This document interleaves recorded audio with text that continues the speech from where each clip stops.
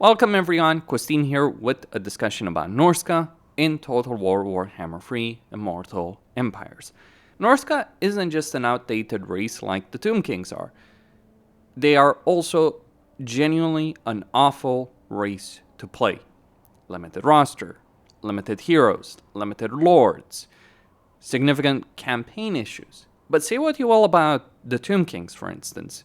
They at least can become really powerful and do have a wide variety of units that do work. That's not something that Norsca has at its disposal. So let's take a look at the problems in Norsca. The principal issue actually starts with the economy. Now, Creative Assembly's mentality when they nerfed this, because they did nerf this specifically in Warhammer 3, was we want Norsca to be a naval aggressor faction.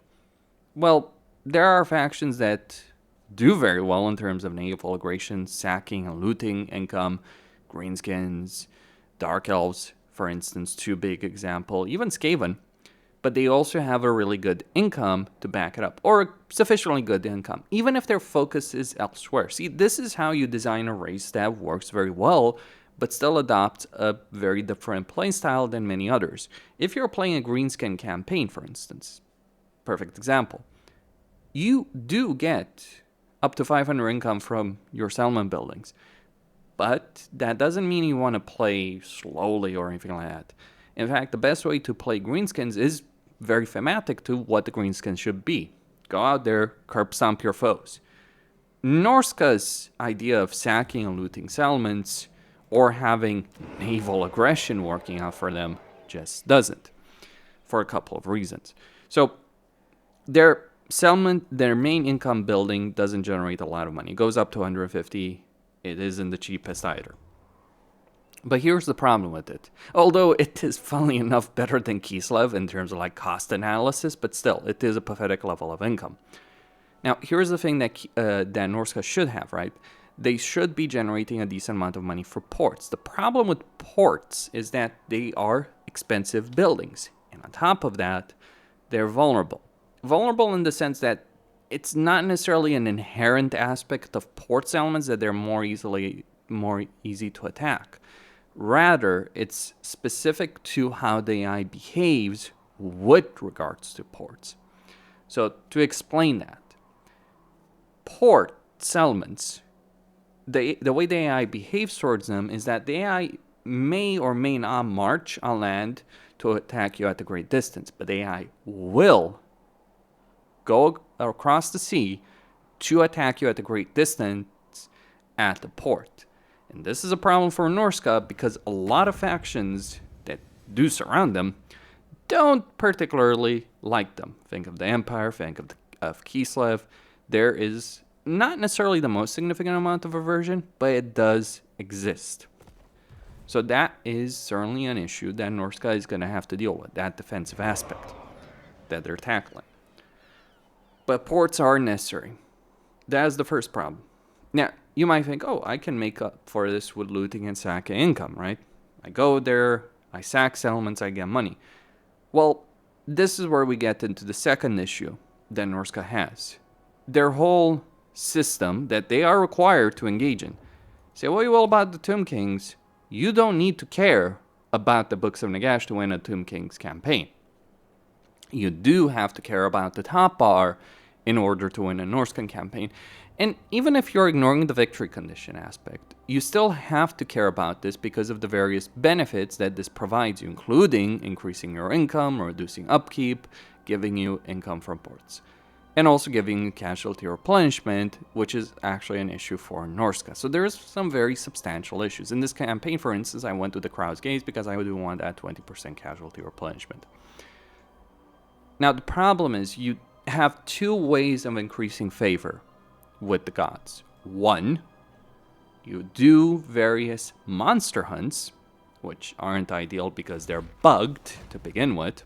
I haven't even bothered unlocking or starting to unlock the technology over here because they're broken as hell. There are mods that help with this, that fix it.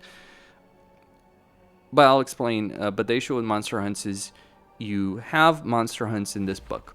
You start a monster hunt, and you don't just get a quest battle. The quest battles, by the way, the monster hunts themselves Well, I'll give you an idea. I would say they're more difficult as they're some of the most difficult quest battles in the game. And compare Norsca's roster to the dwarf roster, and compare the challenges that Malachi has with Norsca. It is kind of absurd to have like abilities that you're dealing with in some of these scenarios in these monster hunts that can wipe out your entire army if you're not careful. Malachi doesn't have to deal with that. No one else has to deal with that.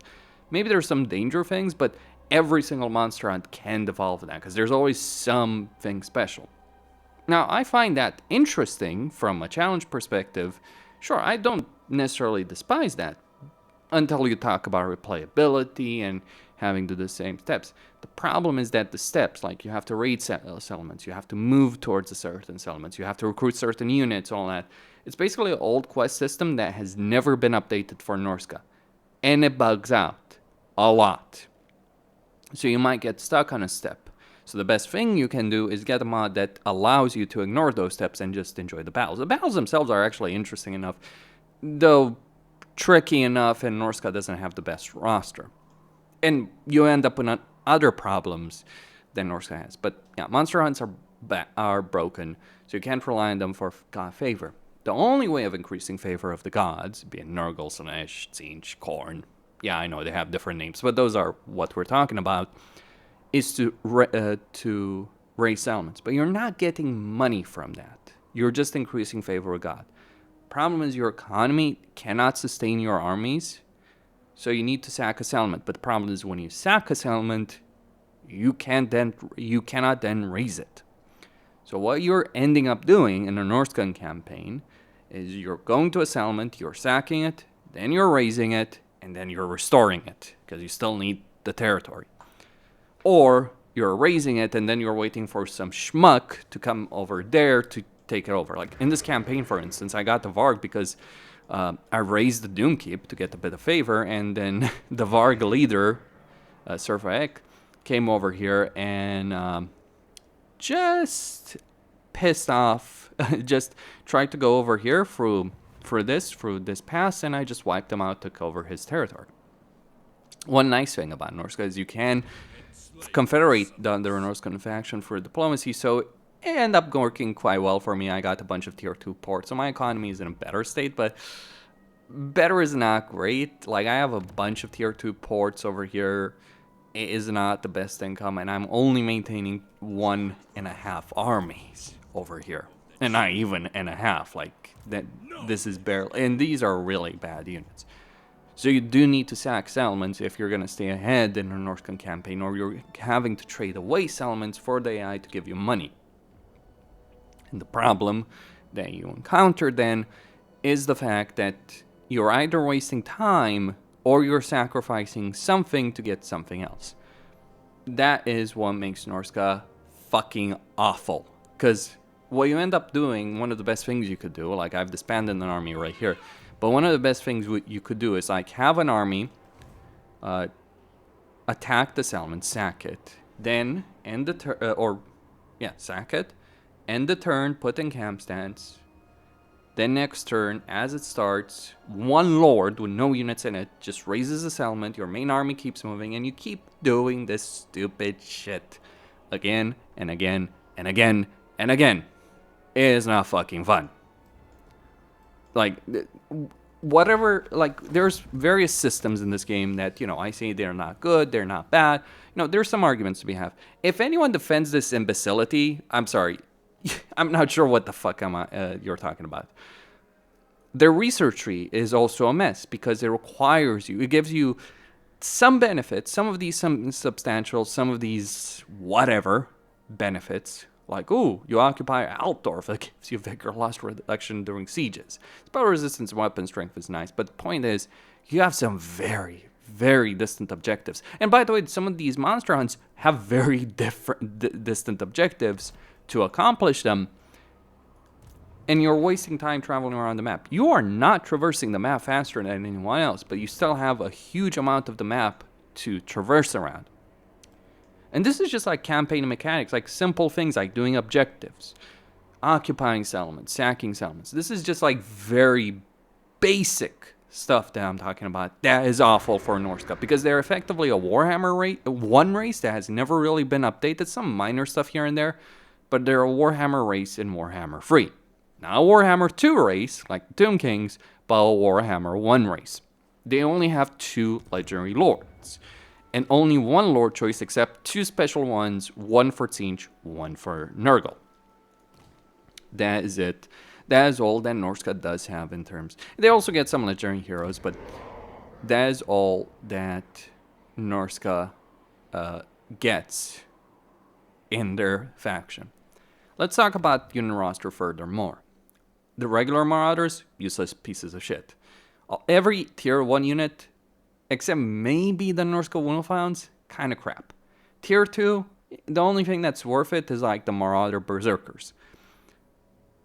It's only at tier 3 with the Marauder Champions, with Marauder Horsemasters, with Norscan Ice Wolves, with Skin Wolves, with Trolls that you start getting decent units. Also, you can only get heroes at tier 3, though you generally get hero capacity for these two.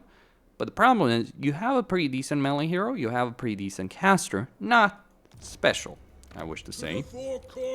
Not special in the sense they don't have a special skill line, so they could use that, but they're decent enough, right? Decent magic choices, decent melee choices.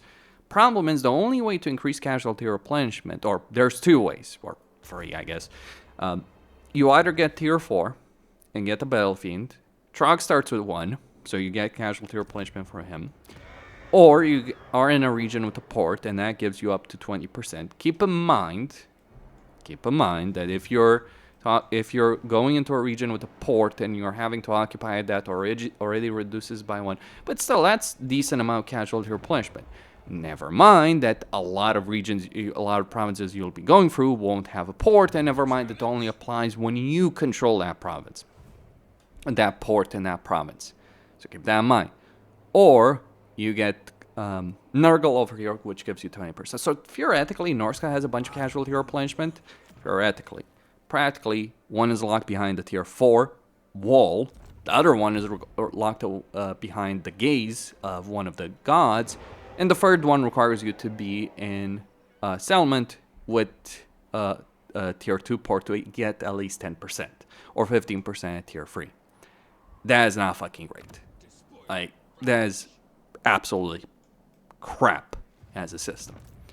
So that ends up being a problem. So limited economy, horrible way of replenishing, bad lord choices. Oh, talk about the generic lords. You only have 1 lord choice, Marauder Chieftains. And you know what's horrible about these guys? They don't have a melee skill line. Like, they have a choice of a special skill that you can pick of to represent the various gods. Like, I would say Regeneration is really good, the best one available, like Missile Resistance Regeneration. Or Berserk, could be pretty decent as well. But you only have these choices, and they do not compare to what you would get with a regular melee skill line. You can get a War Mammoth, but that's about it as far as benefits go. That is fucking awful. See what you will about Tomb Kings as a lore choice for the Tomb Kings? It's actually a strong fucking choice. These guys, they're fucking pathetic. Let alone the fact that many of their traits, yes, Misshapen, Disfiguring Scar, those are pretty strong traits, but other things, not necessarily quite as much to talk about. And then there's few units that are worth it, and there is certainly a lack of units, especially on the lower end of things that you access. Never mind that, thankfully Norsca doesn't require a structure for different units, but it's all the units you have are spread around multiple structures, right? And that kind of ends up being annoying. I would say you can ignore the Ruinous Stables and focus on getting the Chieftain's Hall, then Werewolves for fast-moving units if you want that, and yeah, Skin Wolves are pretty strong. It's kind of interesting. You have some really powerful melee units and monstrous units, but they're either tier 4 or tier 5.